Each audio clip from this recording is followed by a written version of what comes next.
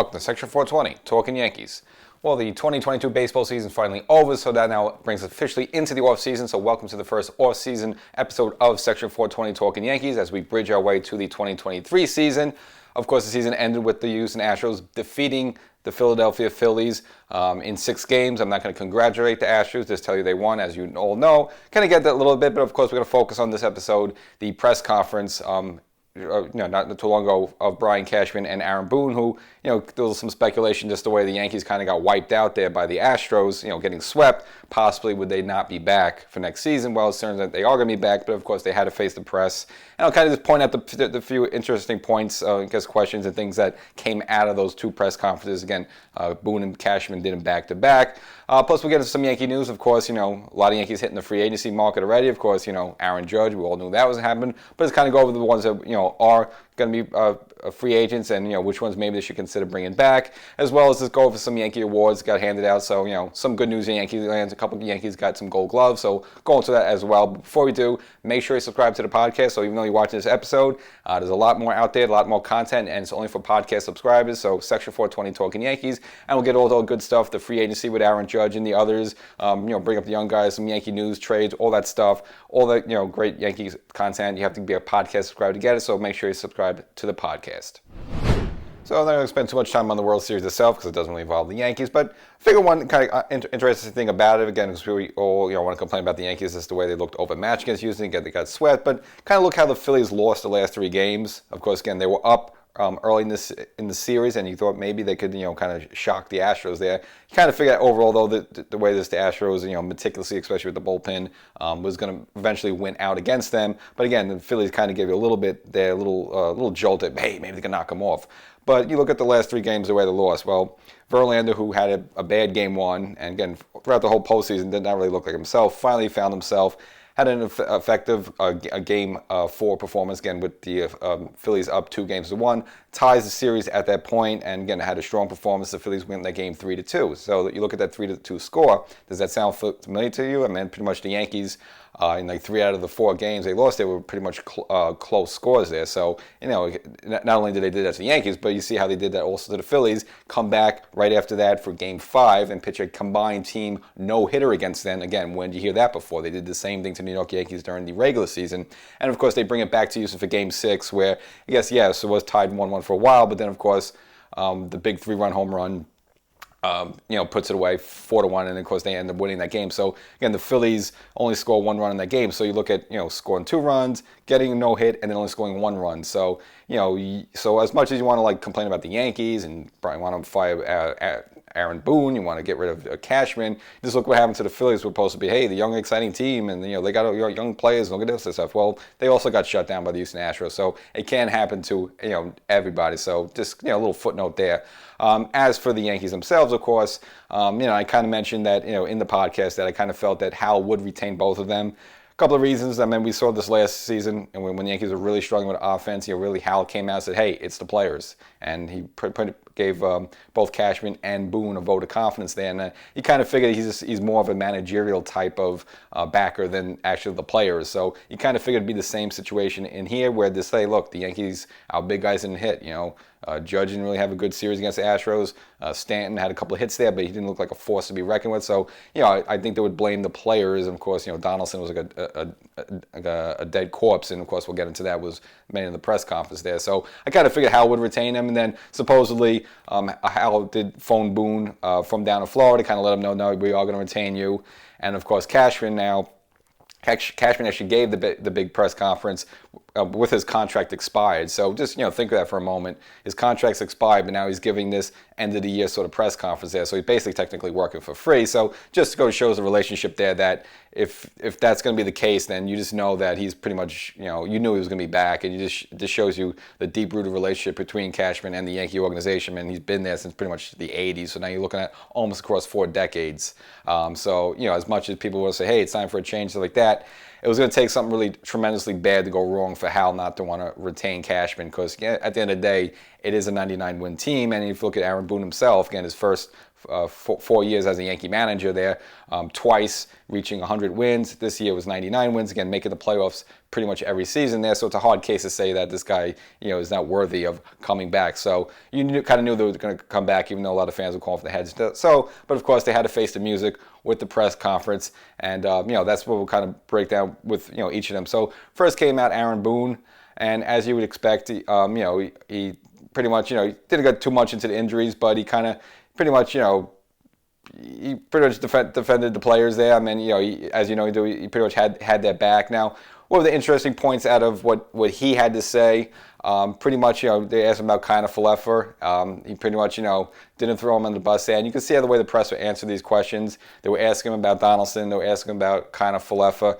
And, because I guess those are the two that, you'd feel both the press and Yankee fans were, responsible the most in terms of, kind of Falefa's errors, and of course Donaldson lack of a bat there, and of course, Boone just defended Donaldson. Just mentioned that look, he didn't realize how phenomenal he would be defensively, so that kind of took, that caught Boone's by surprise a little bit there, and then of course he mentioned that with Donaldson, if you remember the beginning of the season.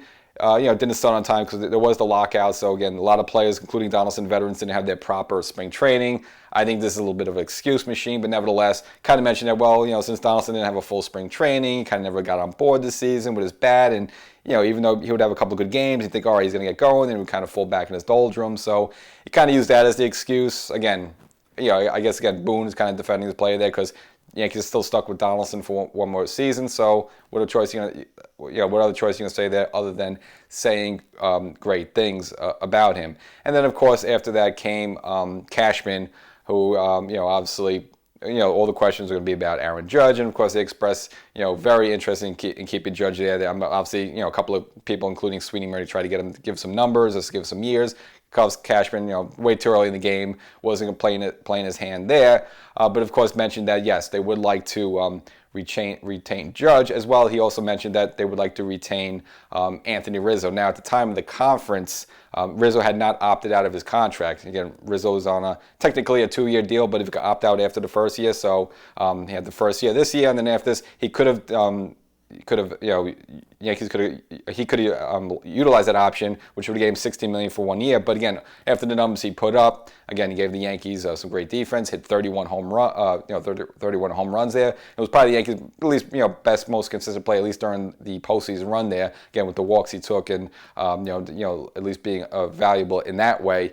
But he's looking for a bigger long-term deal. So Cashman said he did throw it out there that yes, even if Rizzo does opt out of the deal, doesn't mean he'll be by Yankees. He's just obviously looking for a longer term deal. So it could be a case then, shortly after Rizzo eventually did opt out there. So you're probably looking at a situation that Rizzo's probably looking for a 4 or 5 year deal there. And again, Cashman said he would like to retain him. So good chance he also comes back. But again, it's probably going to take a multi-year deal to do so.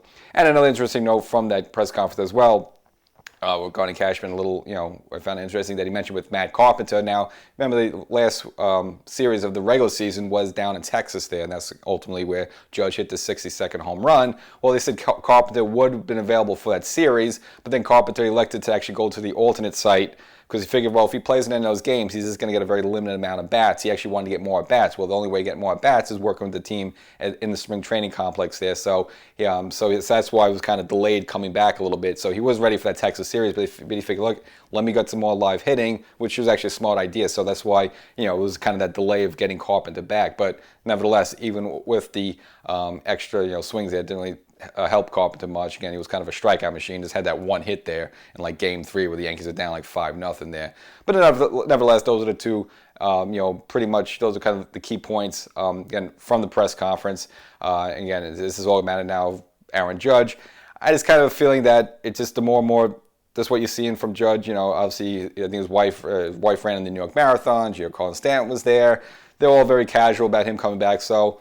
Again, unless another team really blows the doors off the handle, it seems under the table a lot of the stuff, Judge is coming back the way Brian Cashman came back, the way Aaron Boone's coming back. So at least it's the way I kind of just read the room and just read the way Cashman was very jovial about it. I at least kind of have a better feeling that Judge will come back versus maybe I would have felt maybe a month or two ago like that. So, so that was the big press conference there. But again, the main takeaway is that at least the press corps, they kind of pointed the finger at Donaldson and IKF, mainly as the two failures for the player. And of course, Cashman, pretty much put it out there that it's a very good indication that they're going to go hard for Judge. Obviously they have to get the okay from Hal, but barring any crazy $400 million deals from another team there, it kind of at least seems that Judge will be back, as a New York Yankee for 2023. So in addition to Judge being a free agent, and of course Rizzo opting out, so technically he's a free agent now, Yankees have a number of players that do come off the books. So again, if the Yankees have to pony up for Judge, at least a lot of money comes off. And just read some of those names, of course, making some of the big bucks, starting off would be Chapman. Of course, don't have to pay him anymore. Zach Britton, Andrew Benintendi, Matt Carpenter, Marwin Gonzalez, Miguel Castro, and Chad Green. Of course, Chad Green went down earlier this season with the Tommy John surgery. So you have a whole host of Yankees that are coming off the books. Now, again, I think the Yankees might go after some of those guys, but some of them, of course, it's going to be bye-bye. I think like someone like Britton, I think this, I know he tried to come back this season, but wasn't there. Now, what the Yankees did do, they did exercise the option for Luis Severino, his 2023 option for $15 million, so that kicked in. So he'll be back next year in the Yankee rotation. That's good news. Again, he was good, again, in that game against Cleveland as well. He did pitch well enough, he should have deserved to win the game in Houston there, but of course, just gave up the 3-1 home run, but of course the Yankees pretty much couldn't do anything with that. So nevertheless, for Severino, he will be back. And of course the Yankees, the pitching coach, Matt Blake, his contract expired, and of course Cashman expressed interest in bringing him back. And of course, he's been really good with the Yankees again, kind of, with this pitching stuff. Before it kind of got a little choppy, just with all the injuries there. So, they're looking to bring Matt Blake back there for the Yankees. But for some of the other Yankees, such as Andrew Benintendi, I can't really see them wanting to have him back. Just, he's going to command, he's a nice player and all that, but he's going to command a multi-year deal. And I still don't think the Yankees were looking to bring it back, especially because he had, again, missed a lot of time because with the Hamate, little ligament issue that also Cashman revealed that when he originally had this a couple of years ago, the surgeon really didn't perform the procedure right, actually didn't fully remove the ligament, actually ended up growing back and affecting Benintendi again there. So I just don't want to bring someone back with a wrist injury like that. It's just, obviously you need your wrist for a swing like that. So unfortunately, he's a good player. I don't mind him walking. Someone like Matt Carpenter now, you probably got the most you're going to get out of him. I don't think he's going to have one of those like Roy Hobbs sort of, resurrections like he had with the Yankees. But look, he's the type of player that, at 36, 37 years old, he may consider bringing him back just for like 1 year, $2 million. Why not take a gamble on him? So, again, I don't, obviously you want to get younger. Again, he's almost 40 years old. But if you want to, just bring him in, maybe again a 1 year deal for like $1 million or $2 million, which is kind of a drop in the bucket, I'm not totally against that.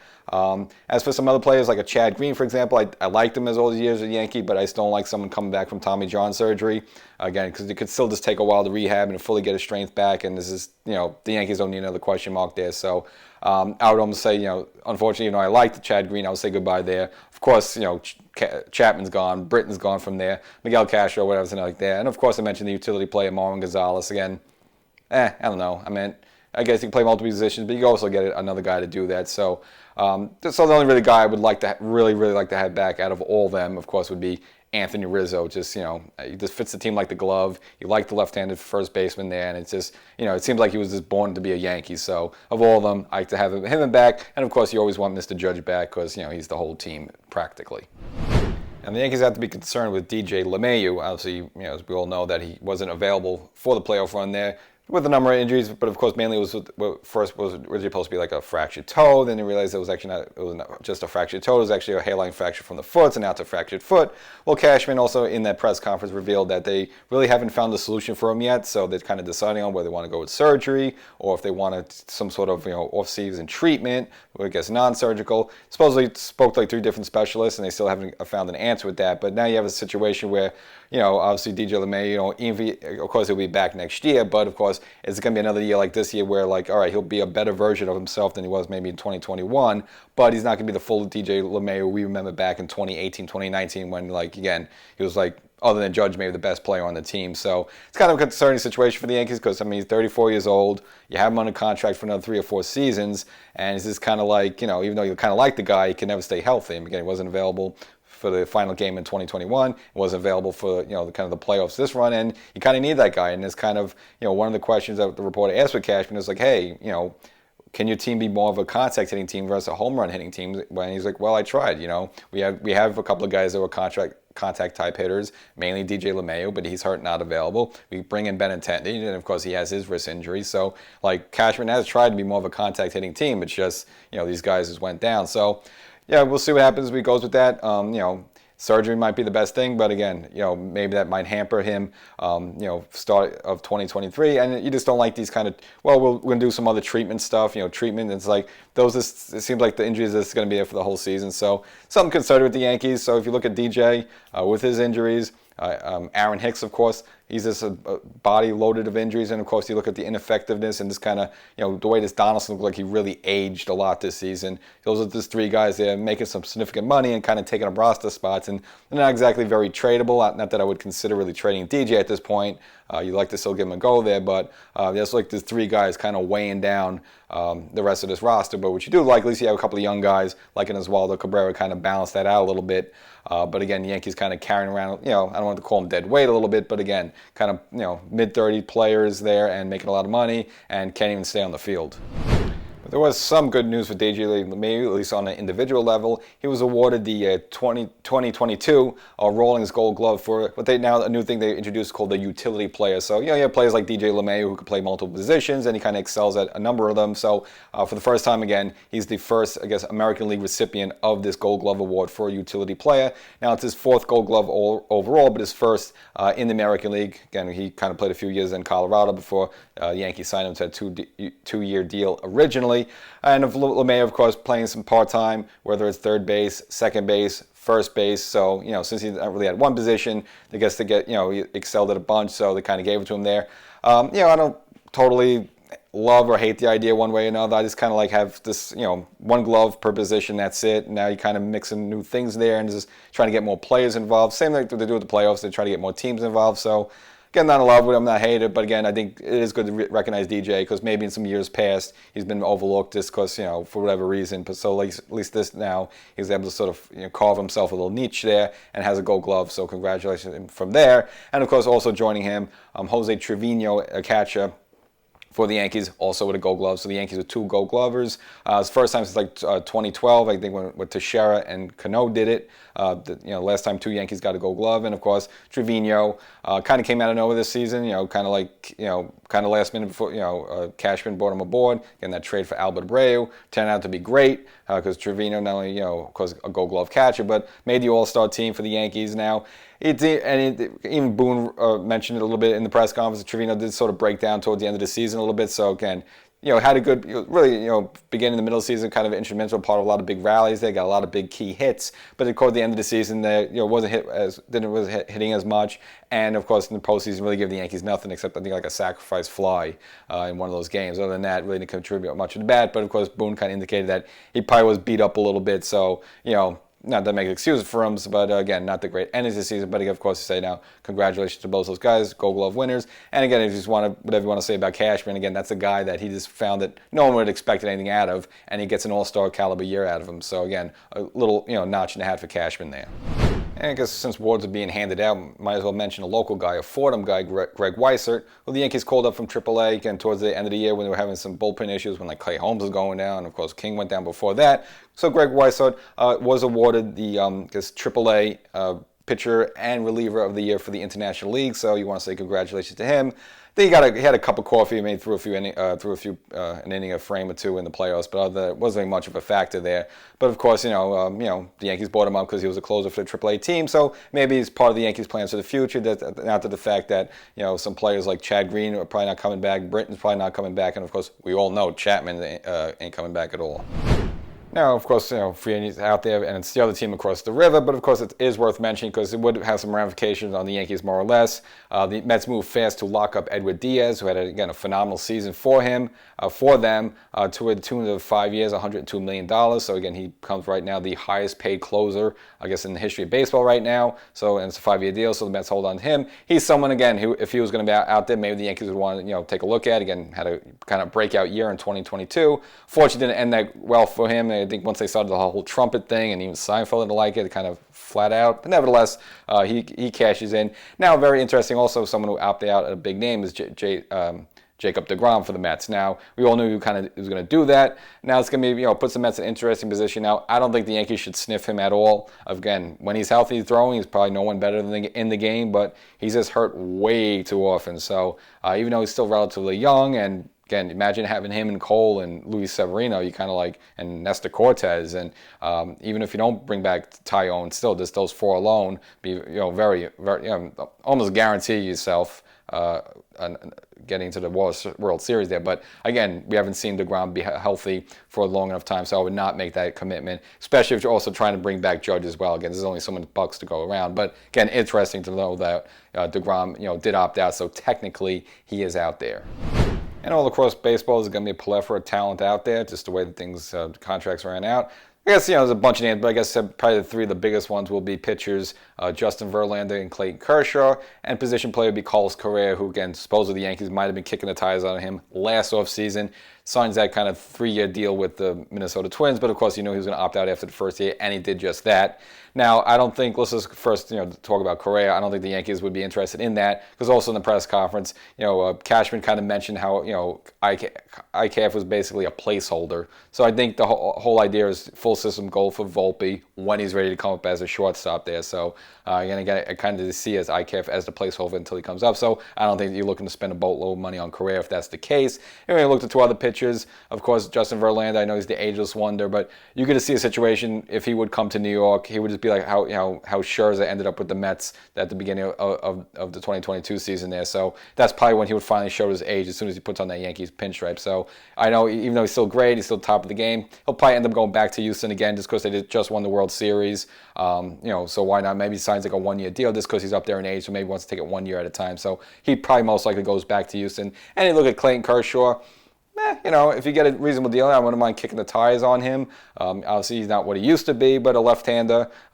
pitching in the American League, and a lot of hitters won't be used to him, so you have an advantage there. So, it wouldn't be the worst idea in the world, but he, too, also has a lot of injuries as well that crop up. So, I don't think the Yankees would go with him ultimately, but again, if they want to kick the tires on that one, I wouldn't mind that one at all.